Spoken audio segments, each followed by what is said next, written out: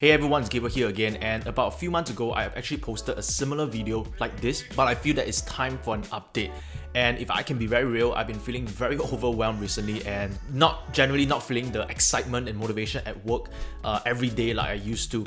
And I know that this is very common. This is a season, right? There's always up and down in motivation. And that's also the reason why I do not like to rely on the motivation. And the truth is that I've been binge watching Netflix a little too much than I normally do, and there's a lot of work to be done. And we recently even started a new project of creating a software that helps salespeople and small business owners close more sales online. So there's really a lot to do and a lot of videos to record, webinars to plan, meetings to attend. And despite not feeling motivated, I still managed to get most of my important work done, including my commitment to post a video on YouTube like this every single week. So I'm going to share with you the strategy of how I get all this done without the need for motivation. So this video is an update on why this strategy still works, and I fall back on it every time I don't feel motivated, as well as new strategies and tactics that I've discovered along the way. Now, before I dive into it, I really appreciate the early thumbs up for the YouTube algorithm so that this video can reach to more people struggling to achieve their goals. And if you're new to this channel, welcome. Every week I post videos related to marketing, investing, and productivity. I review the marketing hacks that I use to build 7 to 8 figure businesses online, what I'm currently investing in, including cryptocurrencies, and productivity hacks to do more with less. So if you're into any of this stuff, consider subscribing to my channel. Alright, so let's dive into the topic. I have 3 keys here to get stuff done and achieve your goals even if you don't feel motivated.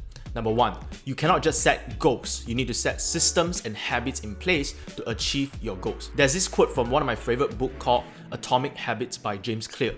You do not rise to the level of your goals, you fall to the level of your system. A lot of times we think that when we set a goal, we'll rise to the goal, but that's not necessarily true. When you set a new goal, usually you are motivated initially, right? When you set a goal, it can be a new business goal, it can be something to achieve a new sales target, or to lose weight, or to get a life partner. However, the initial motivation will be gone eventually. Right, so sometimes you set a goal, you feel motivated, but the motivation goes away in a few months, sometimes a few weeks, sometimes even one night, right? Have you ever had a sleepless night where you were thinking about what you want to do tomorrow and you were motivated, you want to set new goals, you're going to work out tomorrow, you're going to start working on your new business plan, and then the motivation is gone when you wake up tomorrow. So you cannot achieve long-term success by relying on motivation that could disappear in one night. So setting goals is good, but what's more important is setting systems and habits in place to achieve those goals. So what are systems and habits? Systems and habits are just simply consistent, small actions that you do repeatedly, no matter how you feel. So here's an example. When you were young, your parents probably forced you to brush your teeth every morning and every night. I said force is because most kids do not like to brush their teeth, but because of that consistent small little action every single day, it became a habit that we bring into our adult life.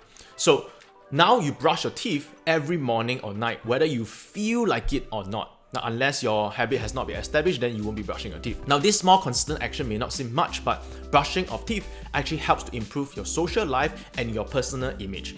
And therefore, it actually creates more opportunity with people, and thus, it actually helps you to achieve your goal of finding a life partner or even make more money because you close more deals or you meet the right partners and you look presentable. So even though it's just a simple small little action of brushing your teeth, right, small little consistent action, it can actually help you to achieve a big goal that you are setting. So when you set a goal, you need to set system and habits in place. Here are some examples in my personal life so that you can use it for yourself. So first example is that my goal is to actually gain 100 subscribers on YouTube. It's a long way to go, but I know that in order to achieve that, I need to post consistently for the YouTube algorithm. That's what the general consensus says. So the habit I need to set for myself is to post a video every single week. For me, I choose every Tuesday. So every Tuesday is my YouTube day. I will post a video no matter what. It is a system that I set for myself. Even if I'm not inspired, even if I'm not motivated, even if I don't know what to say, I'm going to come up with something last minute just so that I can post a video. And that is more important than having a very well planned video. That is more important than having a best quality video. If the video quality is good, That's a bonus, right? But what's more important, the priority is that I'm gonna post every Tuesday no matter what. And that's a system that I set for myself. Second example is that I have this goal to build a great marriage with my wife. And in order to achieve that, right, we need to consistently go for a date, especially now that we have a kid. And if we don't set aside time, it is not going to happen. So most people just wait for a good marriage to happen. But again, I know that systems and habits are more important. And so we set for ourselves that every bi-weekly on a Saturday, we will go for a date night. And we call it Saturday Date Night. So when you schedule it, when you plan it, it actually happens.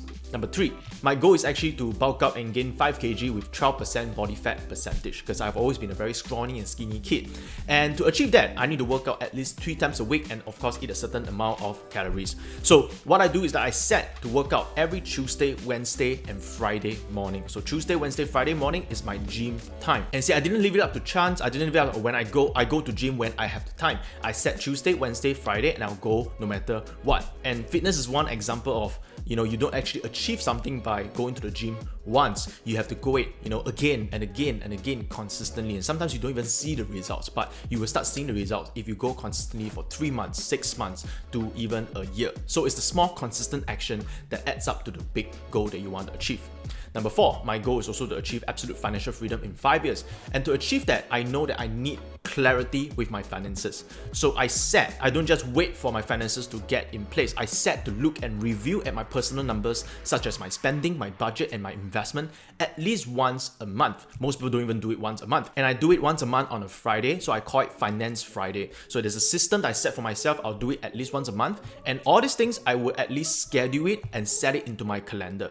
If you don't schedule it, it is not going to happen. And I'll do it no matter what because it is a schedule in.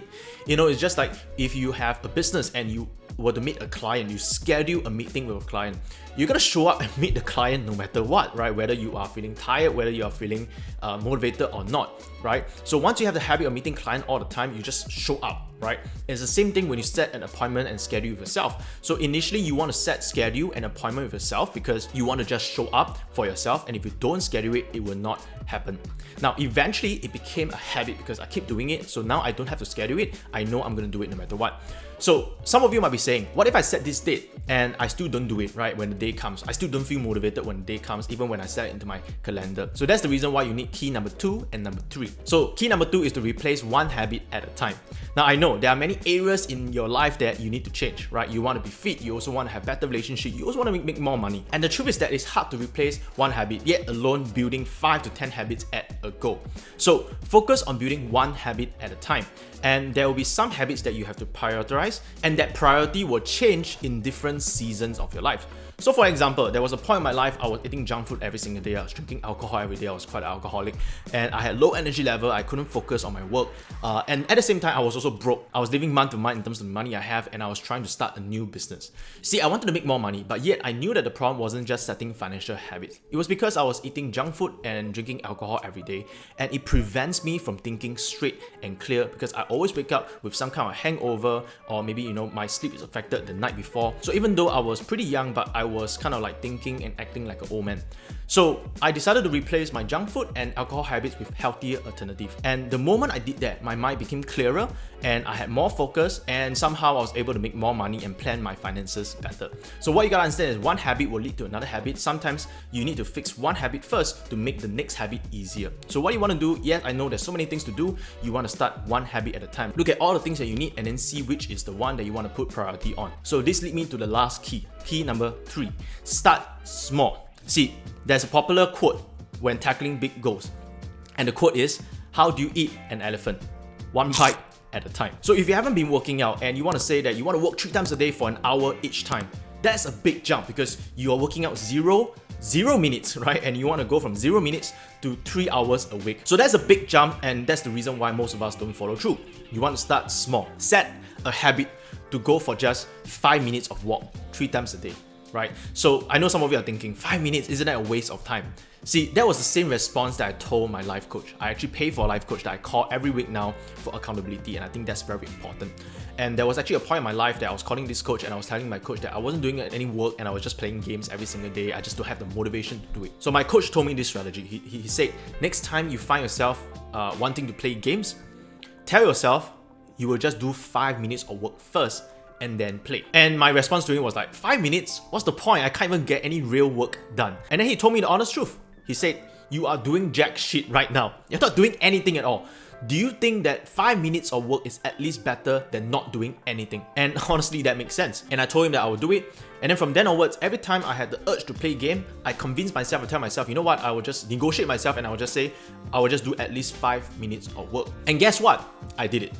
And that 5 minutes turned into 30 minutes and then turned into hours because of the momentum that was created.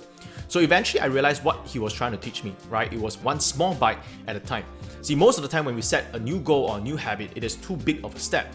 So when it's too big, right, in your mind, when I was working, I was thinking to myself, you know, I need to create this 90-minute presentation. It's going to take hours of work. Your mind will always try to go for the path of least resistance. So between playing games to get my dopamine hit or hours of hard work, obviously I'm going to choose playing games, right?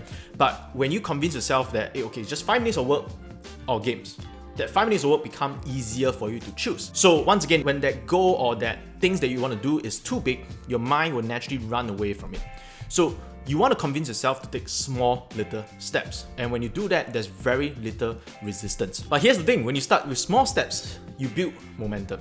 So I convinced myself it's going to do 5 minutes. But once I started doing 5 minutes, and I started telling myself, you know what, I'm already doing it, so why not just go for another 5, another 20, another 30 minutes. So it's all about what you are focusing on. So if you haven't been working out, don't focus on trying to go to the gym 3 times a week for 60 minutes. That will scare you away.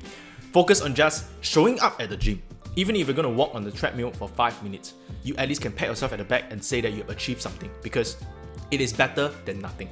So small progress is still a progress. And then what happens again is that the small action creates momentum for the next action, and so on. And today I apply these 5-minute steps to almost anything. If I want to write a script, I'll just tell myself I'm going to write 5 minutes of script.